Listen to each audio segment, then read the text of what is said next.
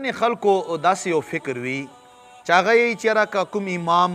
جمع ته مخکې شي او د هغه امامه نه وي یعنې پټکی نه وي یاره دا مونځ ونه شو دا مونځ دوباره کړل پکار دی دا مونځ مونږ داسې وکړو داسې وکړو دا امام ولې پټکی نه په سره یو داسې او داسې لکه داسې خبرې مناسب ځکه نه دي چې په پټکي کې مونځ کول مستحب دي او بهتر دي ځکه چې حضور علیه السلام مبارک فرمایي یو حدیث مبارک دی د مسند فردوس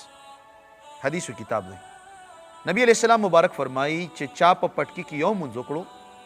نو د اویاو مونځونو هغو نه بهتر دی چې کوم مونځونه اویا بغیر د پټکي نه وشي نو دغې وجې نه دا پټکي کې مونځ کول بهتر دی مستحب دی خو که چا ونه کړو څه فرق نه راتسي البته د فضیلت خبره و نو دا اختلافات دا مطلب تشدد د دغې معاشرې نه ختم کو پټکي سره مونځ صحیح دی بهتر دی په ټوپۍ کې هم صحیح دی او که چا سرتور سر وکړو هغه هم صحیح دی خو په درجه کې هغه لاندې دی د هغې بیا فضیلت او درجه نشته دی الله زموږ تاسو له په دین کې